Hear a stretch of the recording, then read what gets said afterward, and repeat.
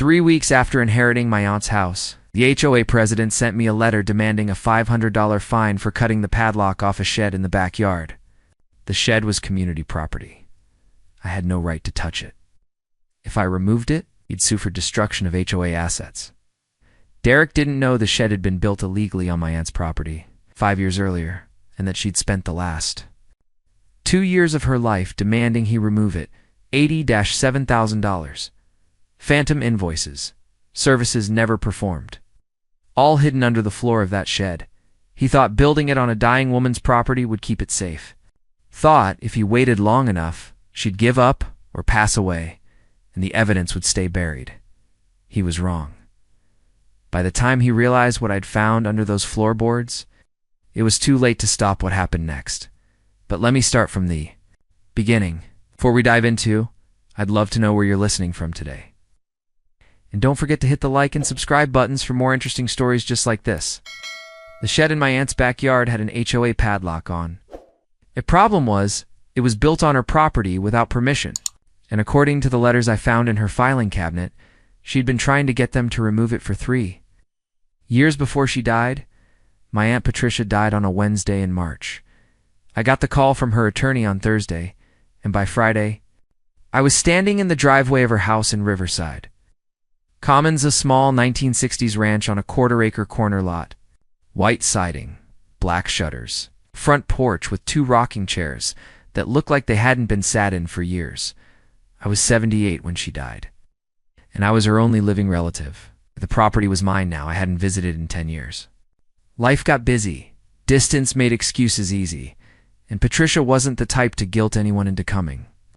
She was stubborn, independent, and according to every family story I'd ever heard, constantly at odds with her neighbors. My mother used to say, Patricia could start an argument in an empty room. I unlocked the front door and stepped inside. The air smelled like dust and lavender sachets. Everything was neat, almost eerily organized. Patricia's reading glasses sat on the side table next to a half-finished crossword puzzle. Her coffee mug, the one with faded flowers, sat in the dish drainer by the sink. It felt like she'd just stepped out for groceries and would be back any minute, but she wasn't coming back. I spent an hour walking through the house, opening closets, checking drawers, trying to understand what I'd inherited. The attorney had said the property was paid off, no mortgage, minimal debt, could sell it, rent it, or keep it. I hadn't decided yet. Then I walked into the backyard and stopped. There was a shed, big one, 12 by 16 feet, well built, with a proper shingled roof and double doors. It was painted a clean gray that matched the rest of the neighborhood's aesthetic, professional, deliberate. A wooden sign hung above the door. Riverside Commons Community Storage, AA members only. Stood there staring at it, confused. The shed hadn't been here the last time I visited. I was sure of it. Patricia's backyard used to be open space grass, a small vegetable garden, a concrete birdbath she'd bought at a yard sale. Now there was a structure the size of a small garage sitting 30 feet from the back fence, taking up a quarter of her yard. She'd never mentioned it. Not once. No phone calls about building a shed, no letters about donating space to the HOA. Nothing. I went back inside and found Patricia's property file in her study, a small room off the kitchen where she kept her paperwork organized and labeled. Folders. I pulled out the survey, the deed. The original plat map from when the house was built in 1962. I spread them across the kitchen table, compared them to what I'd just seen. The shed was clearly on Patricia's property. Not on the property line, not on HOA common land, was smack in the middle of her lot. Maybe 30 feet from the back fence and 20 feet from the side property line. I went through her files looking for permits, construction agreements, anything that would explain the shed's existence. Nothing, no building permits, no HOA approvals, no signed contracts or donation agreements, just a shed that shouldn't exist. I walked back outside and tried the doors. They were locked with a heavy-duty padlock stamped with the HOA logo. I pulled out my phone and called the number listed on the Riverside Commons HOA website. A man answered on the second ring. Derek Langford, HOA president. Hi, my name's on the deed for 42 Maple Street, I said. I just inherited the property from my aunt, Patricia Wells. There was a brief pause. Oh. His tone shifted, became more cautious. I'm sorry for your loss, Patricia was. Fixture in the community, thanks. I have a question about the shed in her backyard. The community storage shed? Yeah, when was? It built about 5 years ago, Derek said. Your aunt donated the space. It's been a great resource for the neighborhood. I don't have any record of that donation, I said carefully. Did she sign something? Another pause. Agreement? She was fine with it. A verbal agreement to build a permanent structure on her property? She never complained, Derek said, his tone turning slightly defensive. It's been there for 5 years. She had a problem with it. She would have said something. Do you have anything in writing? We have the verbal agreement on record, he said. That's sufficient. I looked at the shed through the kitchen window at the HOA padlock, at the sign claiming it as community property. Did she sign any paperwork? Any documents at all? I'd have to check our files, Derek said. But the shed is community property now. It's been established for years through use. You're bound by your aunt's commitment to the neighborhood. I'm bound by a verbal agreement I didn't make. That's how it works, Derek said, his voice taking on a bureaucratic finality. If you have any other questions, feel free to reach out. Welcome to the neighborhood. He hung up. I stood in Patricia's kitchen for a minute, phone in hand, staring at the shed through the window. Then I walked to my truck, grabbed a pair of bolt cutters from the toolbox in the bed, and cut the padlock off. The doors swung open. Inside was exactly what you'd expect from community storage: 2 riding lawnmowers, half-dozen leaf blowers. Still in their boxes, hedge trimmers, extension cords coiled neatly on hooks, folding tables stacked against one wall, and boxes of holiday decorations, labeled by season and permanent marker. But there was other stuff too. A kayak leaning against the back wall, expensive looking, barely used, still had the price tag dangling from one of the handles. Bike hanging from a ceiling hook. A set of golf clubs in a leather bag, a large cooler, storage bins labeled Langford personal files and Langford camping gear. This wasn't just community storage. Board members were using my aunt's property as free, personal storage for their own stuff. I took photos of everything, wide shots of the interior. Close-ups of the personal items, the boxes with Derek's name on them. Then I walked back inside and drafted an email. Mr. Langford, remove all items from the shed at 42 Maple Street within 7 days, or I will dispose of them. The structure is on my property without written permission or permit. Consider this formal notice. Regards. I hit send. Derek's response came within 20 minutes. Your aunt agreed to this arrangement in good faith. You are bound by her commitment to the community. Removing HOA property will result in legal action. The shed stays. I replied, show me the signed agreement. Derek's next email was faster. Our records show verbal consent. That is sufficient under HOA guidelines. Further interference with community property will result in fines and legal proceedings.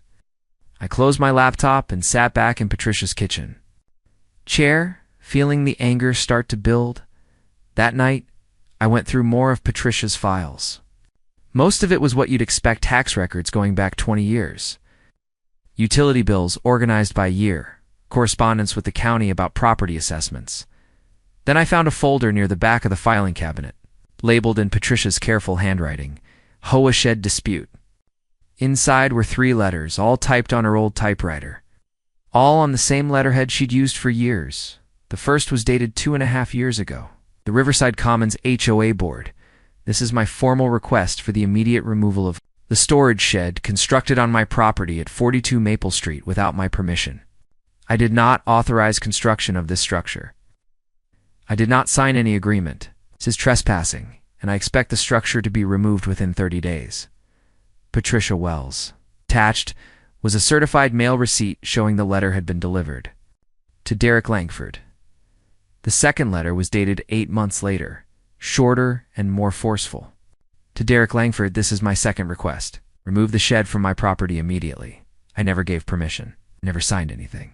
If this structure is not removed within 30 days, I will pursue legal action for trespassing. Patricia. Wells. Another certified mail receipt. The third letter was dated 14 months ago, 6 months before Patricia died. Derek, I know what you're doing. Remove the shed or I will expose you. This is your final warning.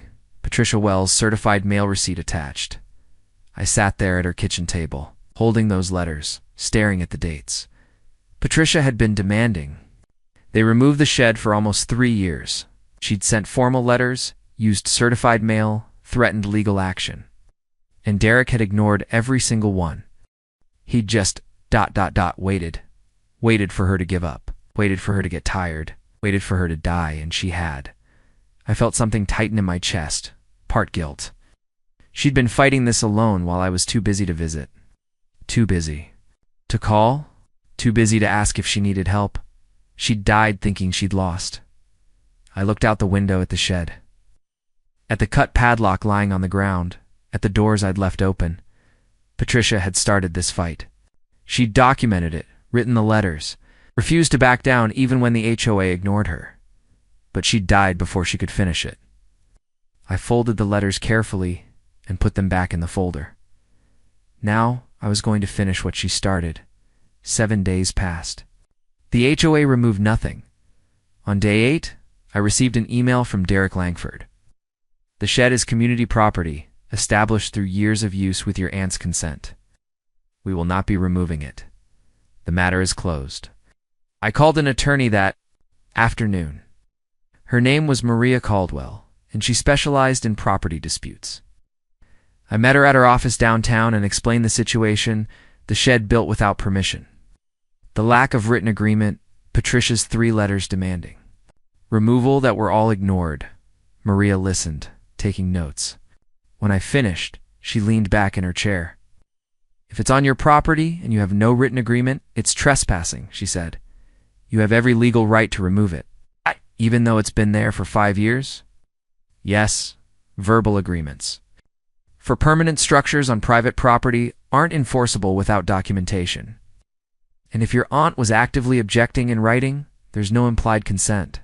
She paused, but they're going to claim adverse possession. Be ready for that argument. What does that mean? It means they'll say the shed has been there so long with the owner's knowledge, that they've gained ownership rights through continuous use. It's a weak argument given your aunt's written objections, but they'll try it. I nodded. So what do I do? Send them one final written notice. Give them 48 hours. If they don't remove it, you're within your rights to dismantle the structure. Yourself. Maria handed me her card. Keep documenting everything, and call me if they escalate. I sent Derek a certified letter that evening. It's his final notice. Remove the shed and all contents from 42 Maple Street within 48 hours, or I will dismantle the structure. You have been warned. Derek's attorney responded 2 days later with a 3-page letter on law firm letterhead. It was full of legal jargon about adverse possession, established use, and community reliance. The key section was on page 2. Structure in question has occupied the property for more than 5 years, with the knowledge and acquiescence of the property owner. Under state law, this constitutes a valid claim of ownership through adverse possession. Any attempt to remove or damage the structure will be considered destruction of Riverside Commons HOA property and will result in immediate legal action seeking full damages, including but not limited to replacement costs, attorney, fees, and punitive damages. Patricia's acquiescence. They were claiming that because she didn't sue them while dying of cancer. 8, she must have agreed. The next morning, the HOA sent an email blast to all 220 residents of Riverside Commons. Subject: Urgent community notice, dear Riverside Commons residents. We are writing to inform you of a serious situation affecting our community. A new homeowner at 42 Maple Street is threatening to destroy our community's storage facility, which has faithfully served this neighborhood for 5 years. This facility houses essential maintenance equipment, seasonal decorations for our annual events, and shared resources used by all residents. If this action proceeds, our ability to maintain common areas and host community events will be severely impacted.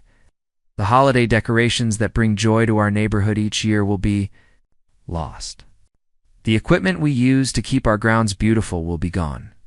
We ask all residents to contact the homeowner at 42 Maple Street and respectfully express your concerns about this destructive action. Together, we can preserve what makes Riverside Commons a wonderful place to live. Thank you for your support. Derek Langford, HOA president by noon. I had 8 angry notes taped to my front door. Don't destroy our storage. This is community property. We need that shed for the Christmas decorations. You just moved here and you're already causing problems. Typical. Be a good neighbor. Leave the shed alone. One note, written in shaky handwriting that looked like it came from someone elderly, said your aunt would be ashamed of you. I stood on the porch reading them, feeling the weight of an entire neighborhood turning against me. People I'd never met, who knew nothing about the situation, who'd been fed Derek's version of events and believed it. None of them knew Patricia had demanded the shed be removed. None of them knew Derek had ignored her for 3 years. None of them knew she'd died still fighting that afternoon. I drove to the county planning office and asked to see building permit records for 42 Maple Street. The clerk, a woman in her 50s with reading glasses on a chain, pulled the file after about 20 minutes of searching. She handed it across the counter. Inside was a building permit application dated March 2019. Filed by Derek Langford on behalf of the Riverside Commons HOA, the application requested permission to construct a 12 by 16 storage shed on the property. At 42 Maple Street, rear yard, stamped across the application in red ink, denied. I stared at it. The reason for denial was typed below the stamp. Proposed structure violates setback requirements and lacks property owner consent. Derek had applied for a permit to build a shed on Patricia's property. The county had denied it because he didn't have her permission and because it violated zoning requirements. And he'd built it anyway. I took photos of every page in the file and thanked the clerk. The violation notices started arriving 3 days later. The first one came via certified mail. Notice of violation. Unapproved fence remo valley taken down a section of old chain-link fence along the side yard to get better access to the shed. The notice claimed this violated architectural control standards and included a $300 fine. It's payable within 14 days. The second notice arrived the next day. Notice of violation. Failure to maintain landscaping standards. Patricia's front lawn had some weeds.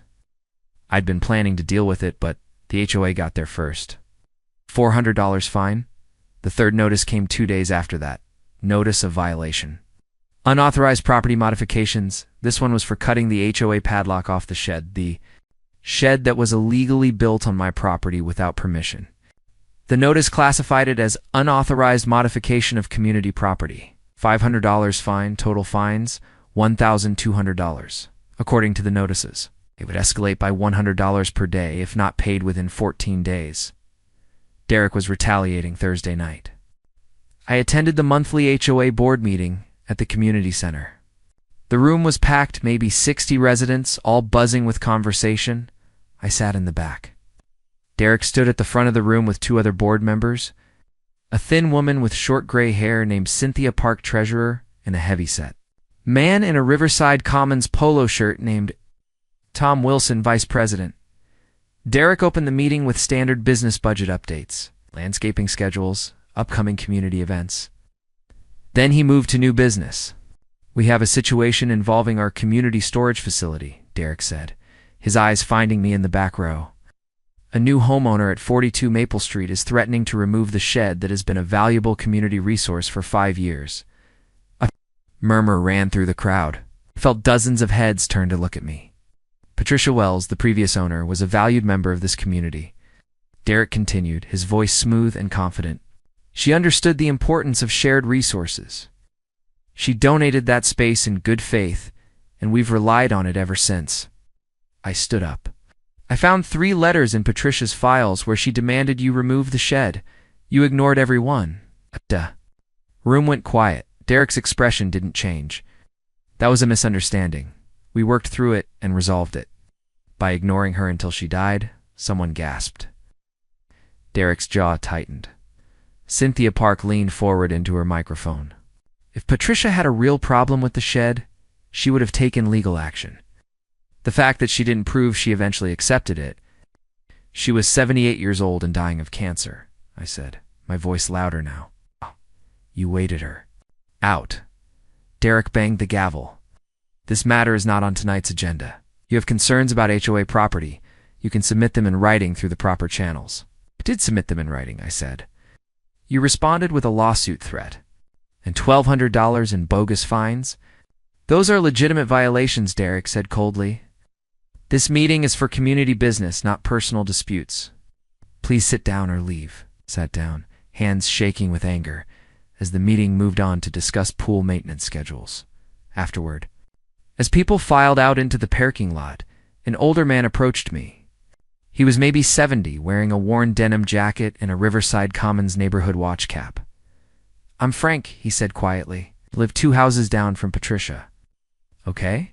Your aunt tried to get them to move that shed for 2 years, Frank said, glancing around to make sure no one was listening.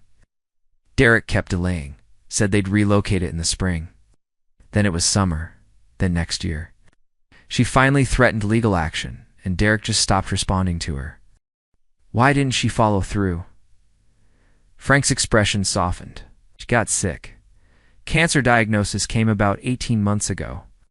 Last year of her life, she barely had the energy to get through the day, let alone fight a legal battle with the HOA. Derek knew that. He waited.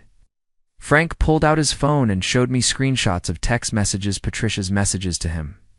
Derek, find me again. $200 this time for a bush I already trimmed. Frank, I don't know what to do. He's threatening to put a lien on my house over the mailbox color. I'm so tired. I know what he's hiding in that shed, but I can't fight anymore. Last message was dated 8 months before Patricia died. Frank, I'm too tired to keep fighting. Derek wins. I just want peace in whatever time I have left. I stared at the messages, my throat tight. I should have done more to help her, Frank said. I'm sorry. I thanked him and got in my truck. I sat there for a long time in the parking lot, watching. The community center lights go out, thinking about Patricia, typing those letters on her old typewriter while getting weaker every day. Derek had built an illegal shed on her property. When she demanded he remove it, he ignored her and waited for her to die. The shed was coming down. I rented a sledgehammer, crowbar, and a flatbed truck for Saturday morning. Then I sent Derek one final email, removing the structure Saturday. At 8 a.m., anything left inside will be placed on the curb. Final notice. Derek's response came within 10 minutes. If you touch that shed, we will sue you for destruction of HOA property and seek full damages, including replacement costs, punitive damages, and attorney fees. You have been warned. This is your last chance to avoid legal consequences. I stared at the email for a moment, then typed 2 words. See you Saturday, and hit send. I pulled into Patricia's driveway at 7:45 Saturday morning with a rented sledgehammer, crowbar, and a flatbed truck. The sun was just coming up over the roofline, painting the sky pink and orange. The neighborhood was quiet except for a few early birds chirping and the distant sound of someone mowing their lawn. Frank was already there, standing by the shed with a pair of thick work gloves and a determined expression. You didn't have to. Come, I said. Patricia was a good neighbor, Frank said simply. Derek treated her like garbage for 2 years. I want to help. We started by emptying the shed. We worked methodically, pulling out the riding lawnmower's first heavy, awkward things that took both of us to maneuver down the small ramp. Then the leaf blowers, still in their original boxes, hedge trimmers, extension cords coiled neatly on hooks, holding tables. Boxes and boxes of holiday decorations, skeletons, Thanksgiving centerpieces, Christmas lights, inflatable lawn ornaments. We stacked everything neatly on the curb. Community property, returned to the community. Then we pulled out Derek's personal stuff. The expensive kayak that still had the price tag dangling from it, the mountain bike, golf clubs in their leather bag, storage bins labeled Langford camping gear and Langford personal files, cooler, a portable generator. All of it went on the curb. At 8:15, Derek's truck screeched into the driveway, tires squealing as he slammed on the brakes. He jumped out before the engine even stopped, his face already red, already shouting, "Stop! What the hell are you doing? You're destroying community property." I set down the crowbar and turned to face him calmly. "This is my property, the shed. Is trespassing? You can't do this." Derek pulled out his phone, hands shaking with rage. "I'm calling the police right now." Go ahead, I said. Derek dialed, pacing back and forth in the driveway, his voice rising as he spoke to the dispatcher. Yes, I need police at 42 Maple Street. Immediately, someone is destroying HOA property. Yes. Right now, he's tearing down a community storage shed. Frank and I kept working. We started removing the roof shingles, prying them up carefully and stacking them in neat piles. No reason to make a mess or damage the surrounding property. 10 minutes later, a sheriff's cruiser pulled up to the curb. A deputy got out mid-40s. Calm demeanor, nameplate reading, Deputy Garrett. He walked up the driveway, surveying the scene with practiced eyes. What's going on here? He asked. Derek rushed over. He's destroying community property. That shed has been here for 5 years. It's HOA storage. He has no right to tear it down. Deputy Garrett held up a hand. Slow down. Whose property? Is this mine? I said. I walked over and handed him the property survey and the deed. The shed was built on my property without my permission. Derek pulled out his phone, scrolling frantically. We have a verbal agreement with his Anshi, donated the space he's bound by that agreement. I handed Deputy Garrett copies of Patricia's 3 letters. My aunt demanded they remove it 3 times over 2 years. They ignored her. Deputy read through the letters carefully, then looked at the survey, then back at Derek. Do you have a written agreement? Verbal consent is sufficient under adverse possession laws. That's for a judge to decide, Deputy Garrett said. This is a civil property dispute. You'll have to settle it in court. Derek's face turned darker. So you're just going to let him destroy community property? That's theft. Deputy Garrett looked at the shed, then at me. If the structure is on his property, and there's no written agreement permitting it, he has the right to remove it. Is theft? Derek shouted again. No, the deputy said calmly. As long as he's not damaging anything else, and he's not creating a safety hazard, he's within his rights. He turned to me. You're just removing the shed, nothing else? Just the shed, I confirmed. All right, keep it peaceful. Deputy Garrett nodded to both of us, then walked back to his cruiser. But he didn't leave. He just sat there in the driver's seat, window down, watching to make sure things didn't escalate. Derek stood in the driveway, phone out, filming everything. You'll pay for this. The HOA will sue you for every dollar. Destruction of property, theft, emotional distress. You're going to regret this? Frank and I ignored him and got back to work. By 9:30, a crowd had started to gather. 10 residents, then 15, standing on the sidewalk and in neighboring driveways. Watching us carefully dismantle the shed piece by piece, some of them were angry. Where are we supposed to store the holiday decorations now? One man shouted. From across the street, a woman mid-50s, wearing a Riverside Commons t-shirt with her name Linda embroidered on it, marched up to the curb. My bike was in there. Can't just throw people's stuff out like this. It's on the curb, I said, pointing. Take it. She grabbed the bike and wheeled it away, muttering something under her breath about new people ruining everything. But others were supportive. Good for you, an older woman called from her porch across the street. Bro, Derek's been overreaching for years. Someone needed to stand up to him. A man in cargo shorts walked up to Frank. Is it true? Patricia asked them. To remove this thing? 3 times, Frank said, not looking up from the board he was prying loose. Derek ignored her every time. The man shook his head. That's messed up, man. I didn't know that.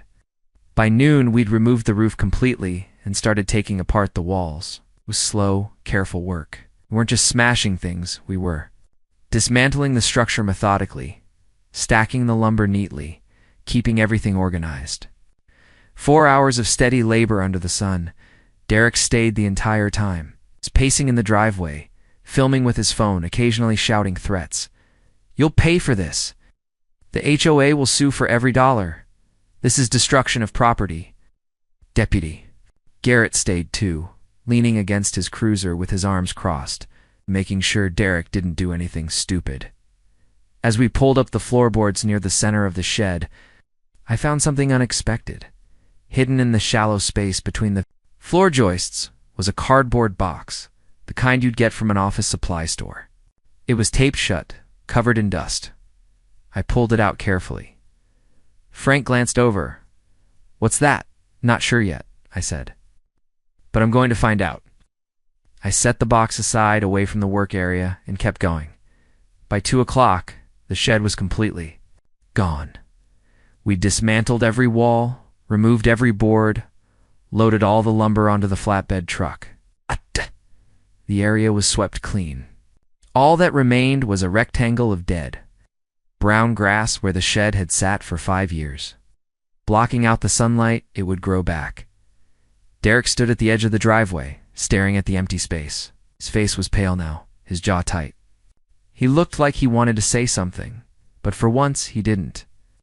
"You're going to regret this," he finally said, his voice quiet and cold. I didn't respond, just loaded the last piece of lumber onto the truck and drove it away. That afternoon, process server knocked on Patricia's door and handed me a lawsuit. Derek Langford and the Riverside Commons HOA were suing me for destruction of property, theft, and emotional distress. The complaint was 12 pages long. Damages sought: $25,000, including the cost to replace the shed, the value of stored items, and attorney fees. The allegations claimed I had maliciously destroyed community resources with full knowledge of their importance to the neighborhood, and had disregarded the well-being of fellow residents in pursuit of a personal vendetta. I set the lawsuit on the kitchen table and went back outside to finish cleaning up. That night, after Frank had gone home and the neighborhood had settled into quiet darkness, I sat at Patricia's kitchen table and opened the cardboard box I'd found under the shed floor. Inside were documents, lots of them, bank statements from the Riverside Commons HOA operating account dating back 3 years, printed invoices on Langford Landscaping Services, letterhead, receipts for payments, contracts for maintenance work. I started going through them methodically, taking photos of each document with my phone. Then I pulled up the Riverside Commons neighborhood Facebook page and started cross-referencing dates. Invoice dated April 15th, 2022. Spring lawn care and mulching, all common areas, $4,500. I scrolled through. Facebook post from April 2022. A resident had posted a photo on April 20th with the caption, "Is the HOA planning to take care of the common areas anytime soon? They're looking pretty rough."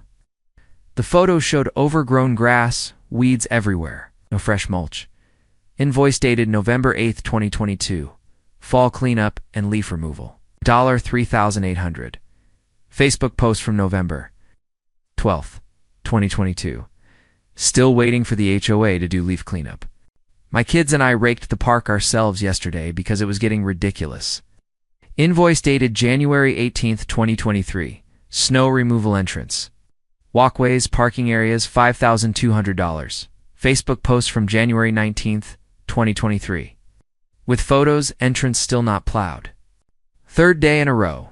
Had to park on the street and walk through a foot of snow to get to my house. I went through 3 years of invoices, matching them against social media posts, resident complaints, meeting minutes. The pattern was unmistakable. Derek's company, Langford Landscaping Services, had billed the HOA for approximately $60,000 in services over the past 3 years, services that were never performed. Derek had been embezzling HOA funds, billing for phantom work, paying himself with his neighbor's money, and he'd hidden the evidence under the floor of the shed. The shed he'd built illegally on Patricia's property? I sat back in the chair, staring at the documents spread across the table. Patricia's final letter to Derek ran through my mind. "Derek, I know what you're doing. Remove the shed or I will expose you." She'd figured it out. She'd discovered the fraud. And Derek had refused to remove the shed because the evidence was hidden inside when she died. Thought he was safe. Then I inherited the property and threatened to tear down his hiding place. The shed wasn't just about storage, it was about hiding crimes, and now I had proof. Monday morning, I met Maria Caldwell at her office with the cardboard box of documents. I spread everything across her conference table: bank statements, invoices, receipts, contracts, and stepped back. Maria put on her reading glasses and started going through them. She worked methodically, organizing the papers into stacks, occasionally making notes on a legal pad. After about 10 minutes, she looked up. "This is fraud," she said flatly. "Derek's been paying himself with HOA money." "I thought so, but I wanted to be sure." "He billed the HOA for services his company never performed." Phantom invoices. She tapped one of the documents. "And he hid the evidence on your aunt's property. That's why he fought so hard to keep the shed. He needed these documents hidden." Sat down across from her. "Patricia figured it out, didn't she?" "That's what her last letter meant. I know what you're doing." Maria nodded. "Your aunt probably discovered the irregularities in the HOA finances. When she threatened to expose him, he doubled down. He needed to keep those documents hidden until he could shred them safely. When she died, he thought he was in the clear." She leaned back. "Then you inherited the property and threatened to tear down his hiding place. So what do we do?" "We need a forensic accountant to analyze all of this and create a formal report. Then we file a counterclaim." Maria picked up her phone. "I know someone who's very good at this kind of work. Let me make a call." The forensic accountant's name was Robert Chen. He worked fast. Within a week, he had a preliminary report that was 32 pages long and devastating. Derek's company, Langford Landscaping Services, had billed the Riverside Commons HOA for approximately $60,000 in services over the past 3 years.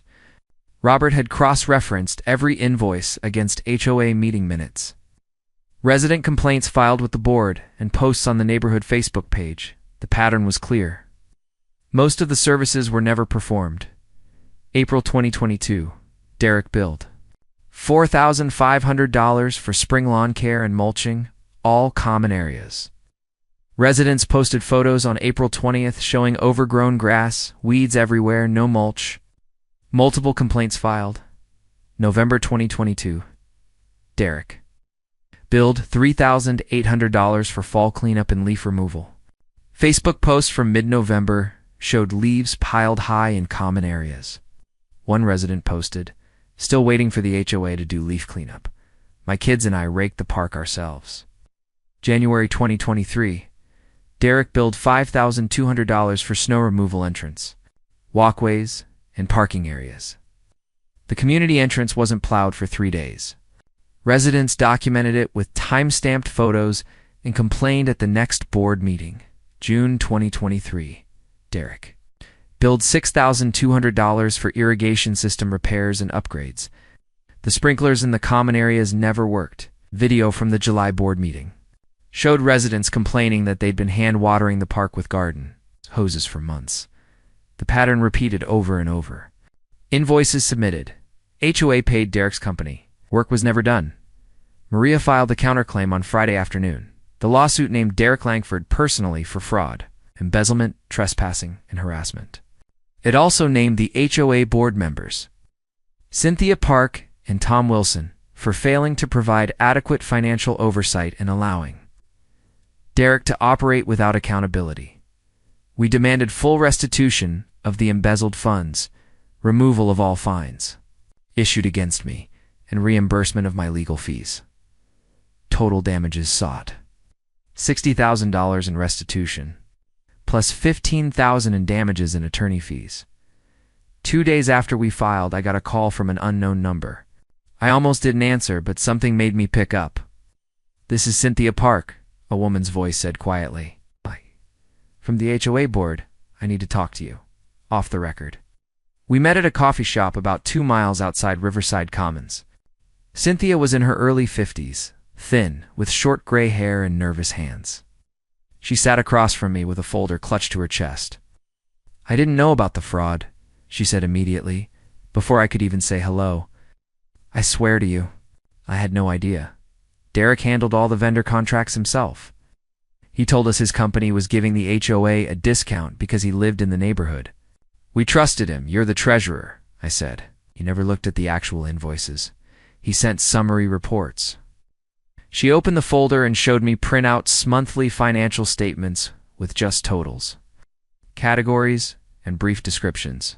Just numbers, no line items, no backup documentation. Said it was easier for record keeping, kept the reports clean and simple. She looked at me with red-rimmed eyes.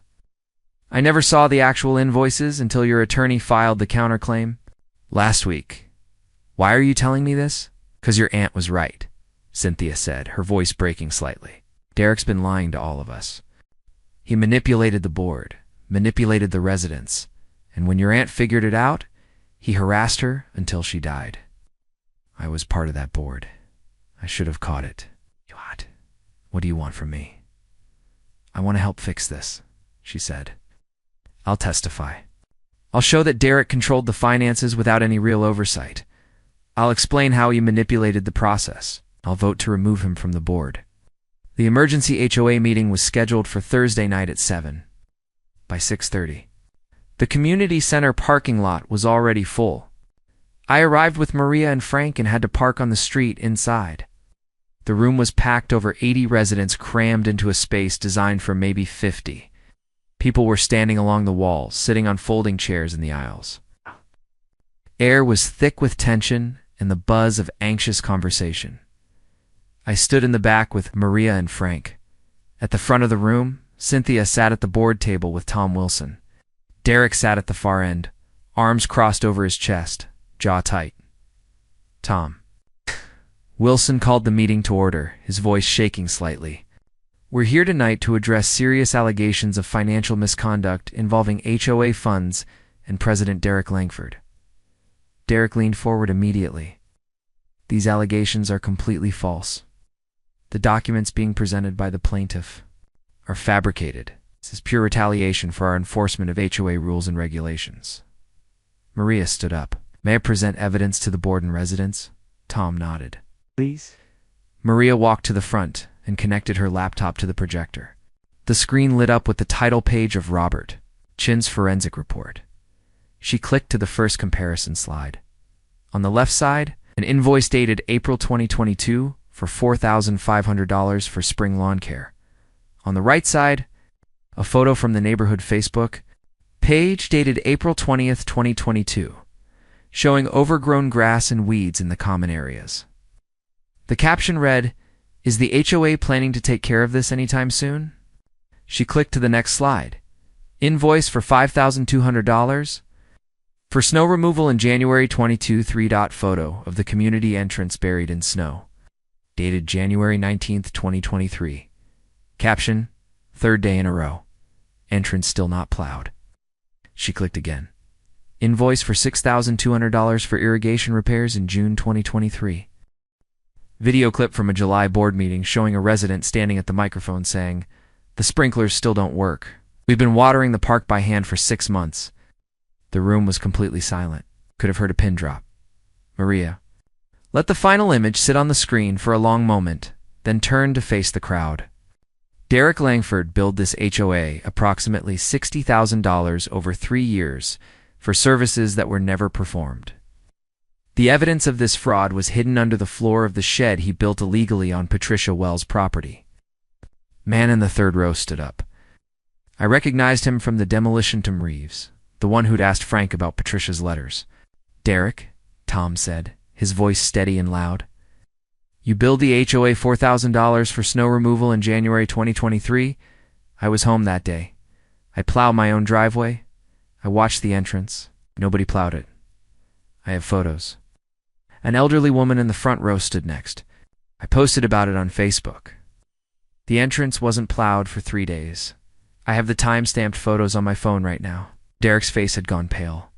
Those invoices were submitted in good faith. If there were service issues or quality concerns, they should have been reported through the proper channels. They were reported. Tom Reeves shouted.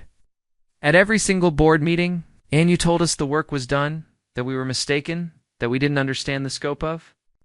"The work." Cynthia spoke up, her voice clear despite her nervousness. Derek submitted summary financial reports to the board with no supporting detail.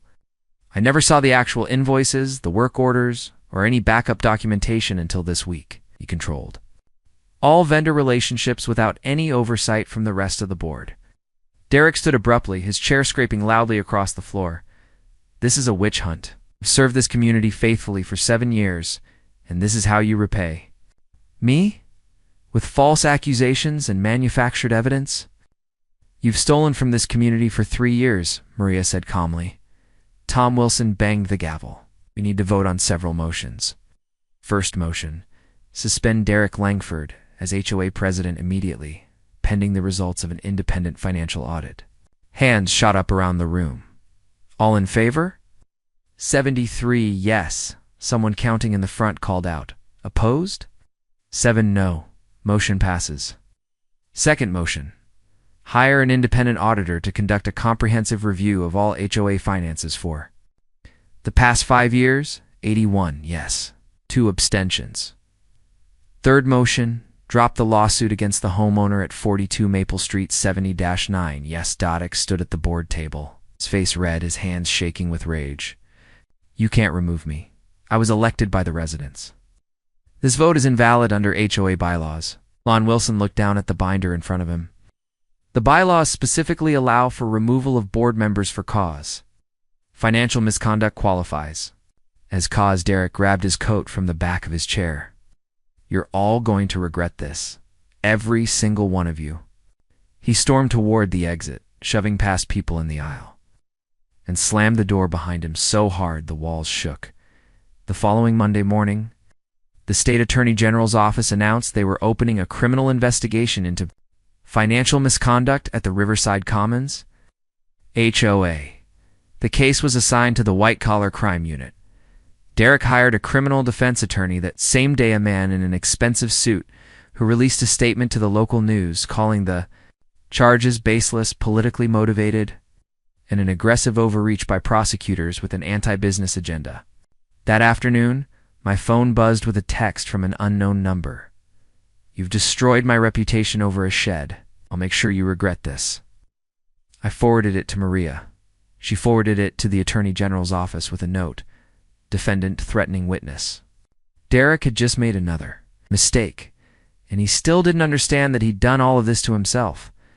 The independent audit report arrived 6 weeks later. It was 93 pages long, single-spaced, with charts and tables and highlighted sections.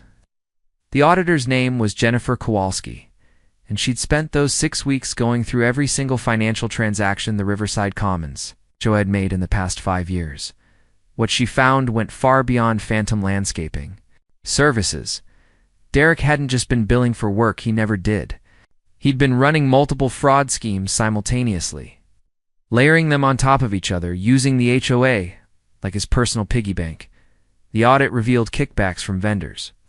Derek had awarded a $12,000 paving contract to a company owned by his brother-in-law. The work was never completed. Residents complained for months about the half-finished job, but the HOA paid in full. Bank records showed Derek received a $3,000 consultation fee. Deposited into his personal account 2 weeks after the payment went through, there were inflated contractor bids. When the community center roof needed repairs, Derek had solicited 3 bids, $11,000, $12,000, and $18,000. He accepted the highest bid. 6 months later, bank records showed Derek received a $4,500 referral bonus from that contractor.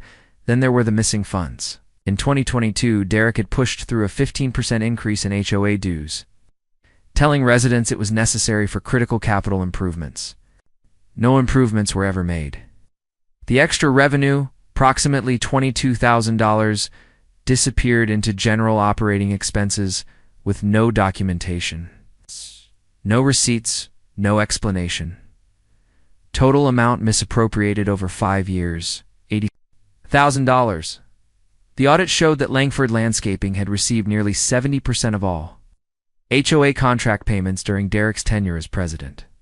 No other vendor came close. There was no competitive bidding, no board oversight, no transparency in the process. Derek had justified his company's monopoly by claiming he offered bulk discount pricing, that his neighborhood loyalty meant residents got better service. The board had trusted him. They shouldn't have. The audit included a special section titled The Storage Shed, Purpose and Timeline, according to Jennifer Kowalski's analysis. Derek had built the shed in 2019 specifically to hide financial documents.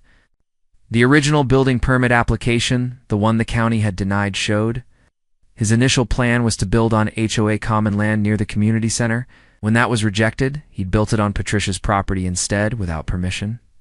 Why? Because it was more secluded, less visible from the street, and wouldn't be subject to the same oversight as HOA property. The auditor had found email records showing that Patricia had requested copies of HOA financial statements multiple times. Starting in late 2021, Derek had delayed, then provided incomplete records, then stopped responding to her entirely. Patricia's demands for shed removal started in early 2022. Right after she'd pieced together enough information to realize something was wrong, Derek's strategy was simple. Hide the evidence on her property, intimidate her into silence, and wait for her to either give up or die. Frank provided written testimony for the audit report. He described in detail the 2 years of harassment Derek had subjected Patricia to after she started asking questions, violation notices for minor issues, a few weeds in her flower bed, mailbox paint that had faded slightly, a small crack in her driveway. Derek issued fines for all of them. He'd threatened liens on her house. He'd shown up for unannounced inspections to document alleged violations. He'd made her life miserable. Patricia had been in her mid-70s battling cancer, living alone. She didn't have the energy for a sustained legal battle with the HOA. Frank included screenshots of text messages Patricia had sent him during those 2 years. Derek fined me $200 for not trimming a bush. Frank, I trimmed it last week. I have. Photos? He's threatening to put a lien on my house over the mailbox color. I'm so tired. I know what he's doing. He's trying to break me. I just want peace in whatever time I have left.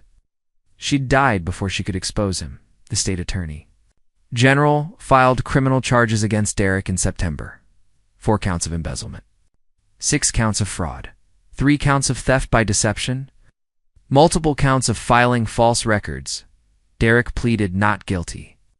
His attorney released a statement calling the charges an aggressive overreach by prosecutors with a political agenda, and claiming any financial discrepancies were innocent accounting errors, not criminal acts.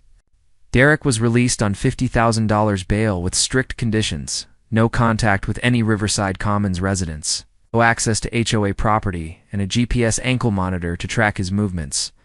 The civil case concluded in November. The judge ruled in my favor on every single count. Derek was personally liable for $87,000 in restitution to the HOA and $15,000 to me for harassment, illegal fines, and legal fees. Derek's original lawsuit against Mitha, $25,000 he'd claimed for destroying the shed, was dismissed with prejudice, meaning he could never refile it. The judge's written opinion included a paragraph that the local newspaper quoted in full. Mr. Langford built an illegal structure on private property for the specific purpose of concealing evidence of his own crimes.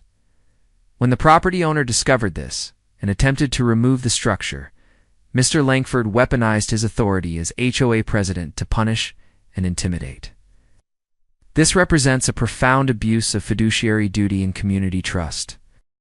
2 weeks after the judgment, Langford Landscaping declared bankruptcy. Derek's personal assets were frozen pending restitution payments.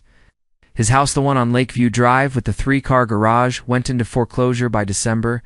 His wife filed for divorce, according to Frank, who heard it from someone who heard it from someone else. She'd had no knowledge of the fraud and was humiliated when it all came out. Riverside Commons held a special election in October to replace the board. Frank was elected president with 73% of the vote. Cynthia stayed on as treasurer. Residents appreciated that she'd blown the whistle. Tom Reeves, the man who'd stood up at the emergency meeting to call out Derek's lies, was elected vice president. The new board's first official actions were swift and unanimous. They removed all fines that had been issued against me. $1,200 vacated. They issued a formal written apology to Patricia Wells' estate. The letter acknowledged that Patricia had been right, that she'd tried to protect the community, and that Derek had retaliated against her for it. They sent me a copy. They established a conflict of interest policy. Board members and their immediate family members were permanently banned from doing any business with the HOA. They required competitive bidding for all contracts over $500. Minimum 3 bids. all publicly posted, all subject to board vote. In late October, the board voted to rename the community garden. It was now Patricia's garden. They installed a small bronze plaque near the entrance that read, "In memory of Patricia Wells, who stood for integrity when it mattered most." The dedication ceremony was held on a cold, clear afternoon in November. About 30 residents showed up. Frank gave a short speech about Patricia's courage, about how she'd fought for the community even when it cost her peace in her final years. Cynthia read the apology letter aloud, her voice breaking at parts. I stood in the back, hands in my coat pockets, trying not to cry. After the ceremony, residents came up to me one by one. Some apologized for the angry notes they'd left on my door. Others thanked me for finishing what Patricia had started. An elderly woman I'd never met hugged me tightly and whispered, "Your aunt would be so proud of you." Derek's criminal trial was scheduled for April, 6 months away. The prosecutor called me in December, very confident in a conviction. She said, "The evidence is overwhelming. He's going to prison. The only question is how long." That night, I sat on Patricia's porch and looked at the spot in the backyard where the shed used to be. The grass was starting to grow back, green shoots pushing up through the dead brown patches. By spring, there would be no trace that anything had ever been there. I thought about Patricia's final letter to Derek. "I know what you're doing. Remove the shed or I will expose you." She'd figured it out. She'd connected the phantom invoices, the missing money, the inflated contractor bids. She'd realized Derek was stealing from the neighborhood. She'd confronted him. Derek's response had been to build a shed on her property to hide the evidence. When she demanded he remove it, he'd ignored her, harassed her with bogus fines, and waited for her to die. He'd thought the shed would protect him instead. It had destroyed him. When I tore the shed down, I found what Derek had been hiding. The invoices, the bank statements. The contract saw the proof Patricia had been looking for. She'd started this fight. She'd documented the fraud, written the letters, refused to back down even while dying. I just finished what she started. In 6 months, Derek Langford would stand in front of a judge and answer for what he'd done. Not just to the HOA, too. Patricia, the trial began in April on a Tuesday morning. It lasted for days. The courtroom was packed every single day. Residents from Riverside Commons filled the gallery, some there to support me, others just wanting to watch Derek go down. I sat in the third row with Frank and Cynthia, listening to every word. The prosecution's case was methodical and devastating. They called the forensic accountant, Robert Chen, who walked the jury through every fraudulent invoice, every phantom service, every dollar Derek had stolen. He showed side-by-side comparisons on a large screen. Invoice on the left claiming work was done, photo on the right proving it wasn't. Invoice for spring lawn care, photo of overgrown weeds. Invoice for snow removal, photo of unplowed entrance. Invoice for irrigation repairs, video of residents complaining the sprinklers still didn't work. Frank testified about Patricia's harassment. He showed the jury the text messages she'd sent him, her exhaustion, her fear, her final surrender. The jury leaned forward, reading every word on the screen.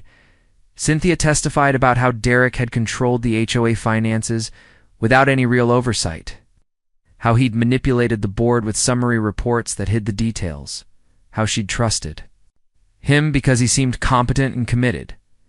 Tom Reeves testified about the snow that was never plowed despite a $5,200 invoice. He had photos, timestamps, everything. Multiple residents testified about services they'd been told were completed, but never were. The pattern was undeniable. Derek's defense attorney tried to argue it was all just accounting errors and miscommunication. He claimed the work had been done, but not documented properly. That the HOA's record-keeping was poor. That Derek had been a dedicated volunteer who'd made innocent mistakes. Then, Derek took the stand. He looked smaller than I remembered, pale, tired. He testified that he'd served the community in good faith for 7 years. That these were all misunderstandings, that he'd never intended to harm anyone. The prosecutor stood up for cross-examination. "Mr. Langford, did you hide financial documents under the floor of a shed you built illegally on someone else's property?" Derek shifted in his seat. I stored documents there for convenience. On someone else's property without their permission. There was a verbal agreement with the property owner. The property owner, Patricia Wells, demanded you remove that. Shed 3 times in writing, you ignored all 3 demands. Why? Derek hesitated. We were working on relocating it for 3 years. Okay.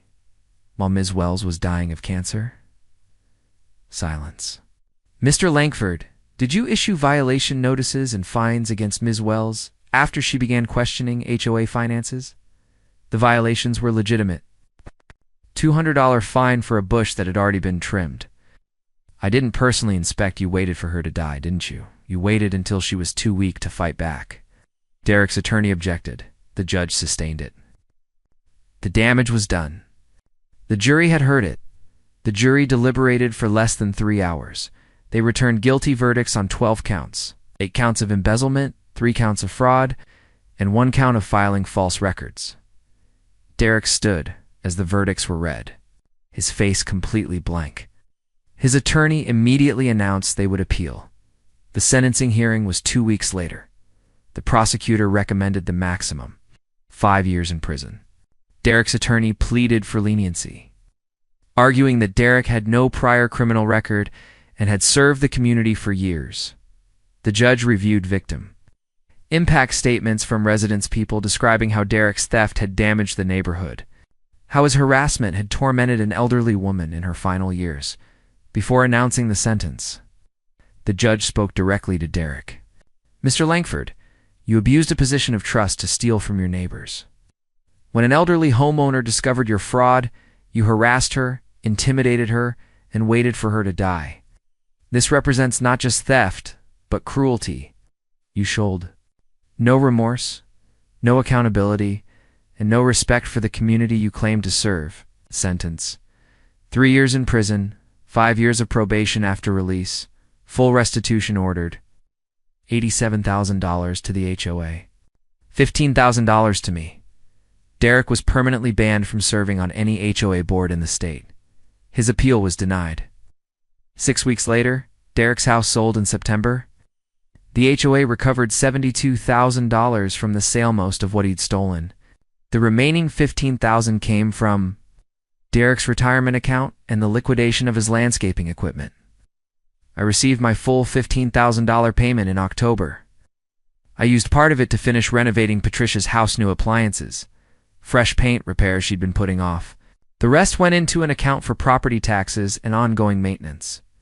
The new HOA board used the recovered funds to make real improvements too. Riverside Commons, they repaved the entrance road that had been crumbling for years. They fixed the playground equipment that had been broken and taped off for safety. They upgraded the landscaping in the common areas, actually did the work Derek had billed for, but never performed. Dodd-Frank ran the board the way it should have been run from the start. Every financial statement was posted online monthly. Every contract went out for competitive bidding. Board meetings were recorded and made available to residents. The new system saved the HOA approximately $30,000 annually compared to what Derek had been billing. Dues were reduced by 15%. Residents were actually happy with their HOA for the first time in years. While organizing the last of Patricia's belongings one afternoon, I found another letter. It was in an envelope with my name on it, tucked inside her Bible on the nightstand. The envelope was dated 3 months before she died. I sat on the edge of her bed and opened it. If you're reading this, I'm gone. I'm sorry I didn't tell you about this while I was alive. I didn't want to burden you with my problems. Derek Langford has been stealing from the HOA for years. I found invoices for work that was never done. I confronted him about it. He built that shed on my property to hide the evidence and to intimidate me into silence. I've documented everything I could find. It's all in the filing cabinet under HOA shed dispute. If anything happens to me, check the HOA finances. Derek is stealing. Don't let him get away with it. I love you.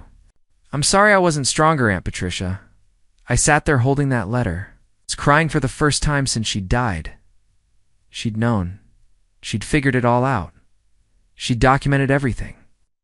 And she'd left me the proof, knowing I would finish what she'd started.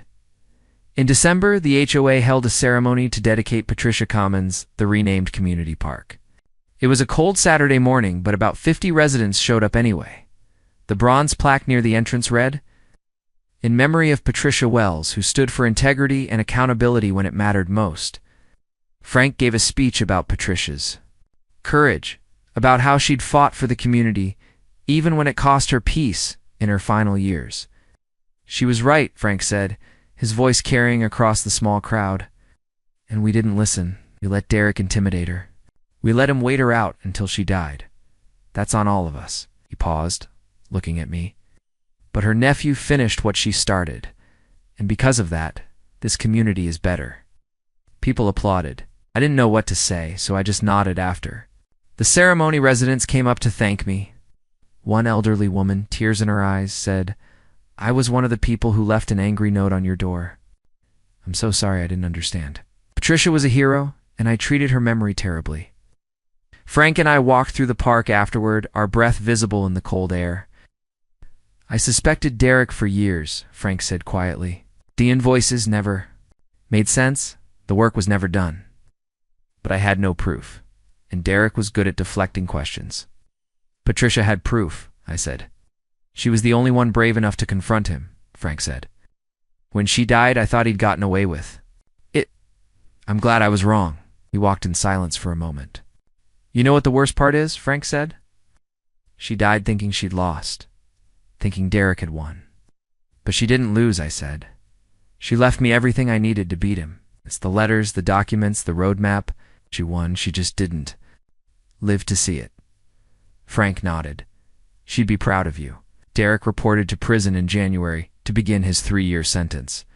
The local news covered it, footage of Derek in handcuffs and an orange jumpsuit, being led into the correctional facility. I watched the coverage from Patricia's living room, sitting in her favorite chair.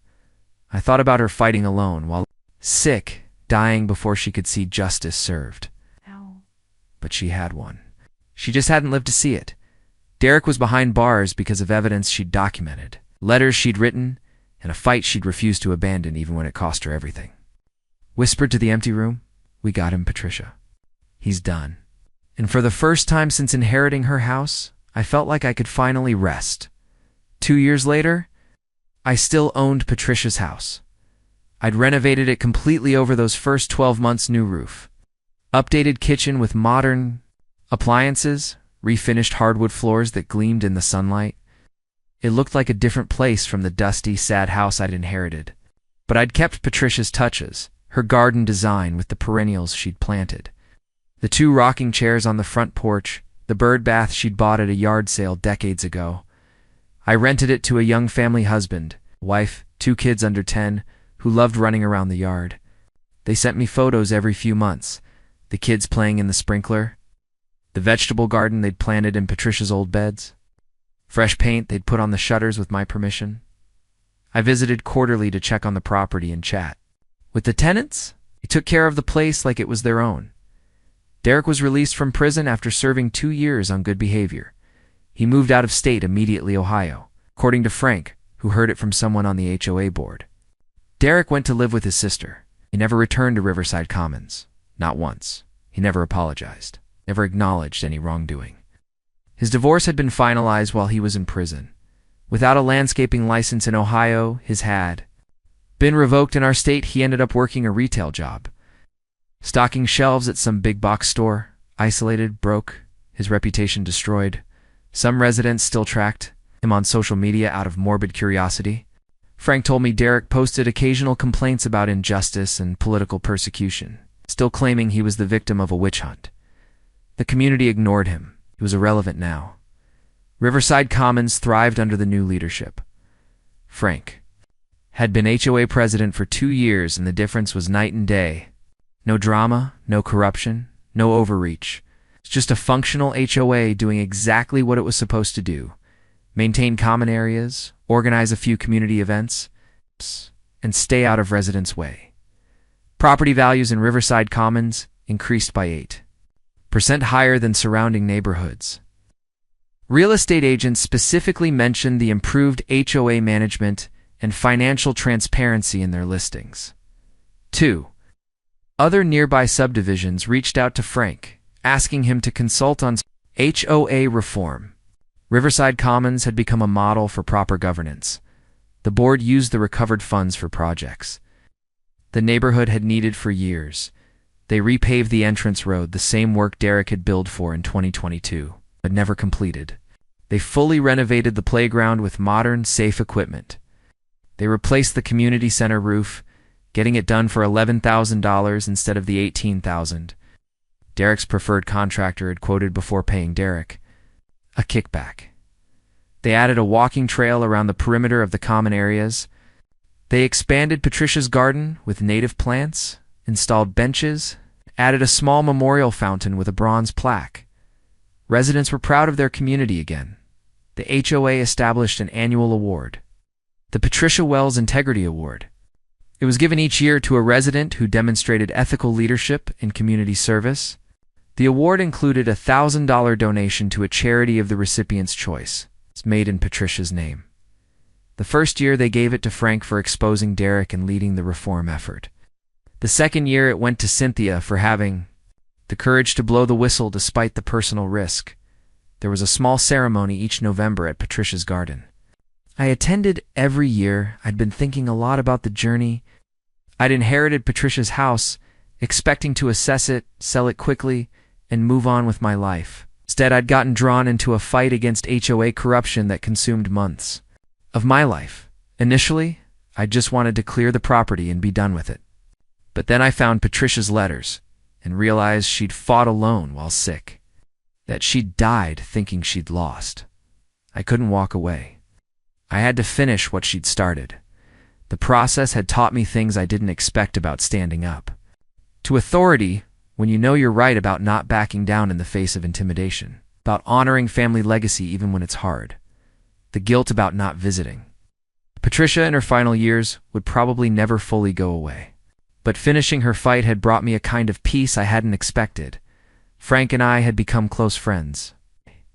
We had lunch monthly, and I'd occasionally meet him for walks through Patricia's garden when I was in town.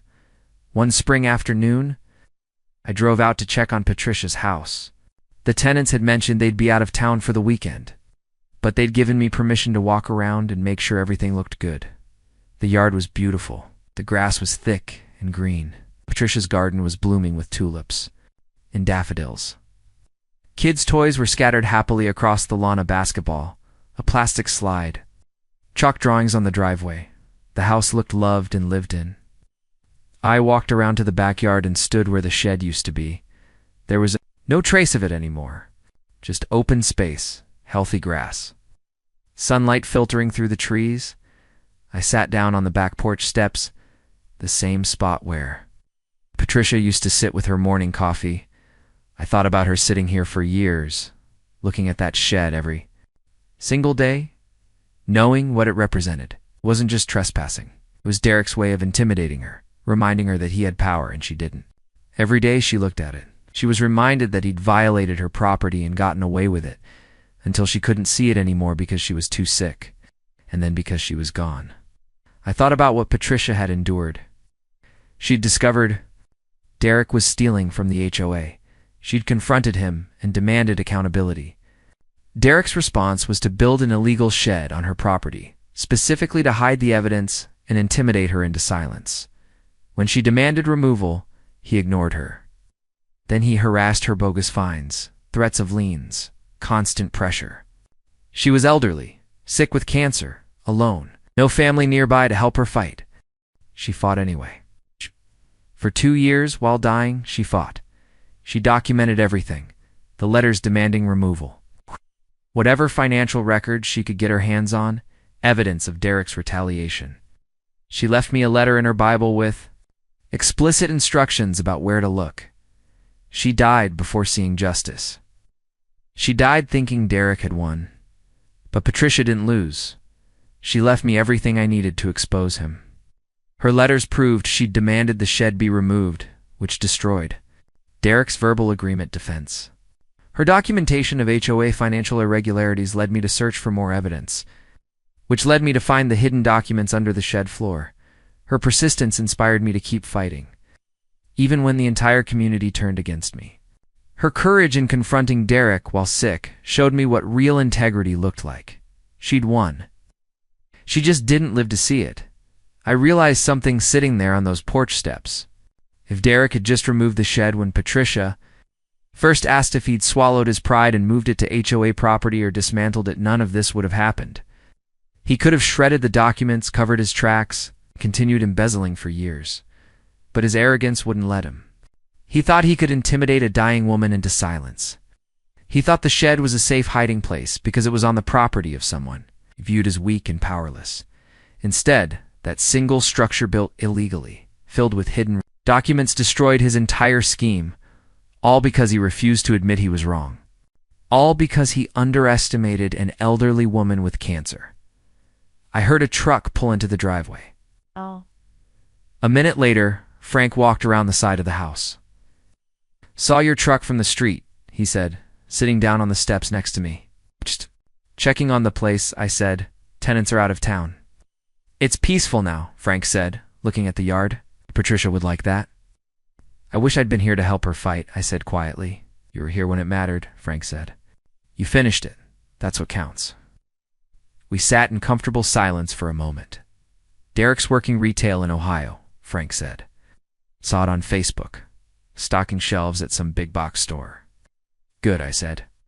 "He still posts about being wrongly convicted," Frank said. "Still thinks he's the victim." "He'll die thinking that," I said. "Some people never learn." That evening, I sat alone in Patricia's house one more time before heading home. I walked through the rooms slowly: the living room where she used to read, the kitchen where she'd typed those letters on her old typewriter, the bedroom where she'd kept that final letter tucked in her Bible. I felt her presence, not haunting. Just ... There I spoke aloud to the empty room. "I got him, Patricia. He went to prison. He lost everything. Community knows you were right. They named the park after you. You won?" Silence answered me. But it felt like enough. I locked up and stood on the front porch, looking at the neighborhood. Kids were riding bikes down the street. Neighbors were chatting over a fence. Everything was peaceful. Patricia's house was loved by a new family. Patricia's garden was beautiful and growing. Patricia's legacy was integrity and courage. Derek's legacy was prison and shamed. My phone buzzed as I was driving away. A text from Frank. "HOA. Board meeting tonight? Boring budget stuff? Want to come?" I smiled and texted back, "I'm good." That's how it should be. Boring budget stuff. No corruption, no lawsuits, no threats, just normal functional governance. Exactly what an HOA should be. Exactly what Patricia had fought for. I drove away, leaving Patricia's house in the spot where the shed used to be behind me. But I carried her memory forward. The shed was gone. Derek was gone. Patricia's fight was over, and she won.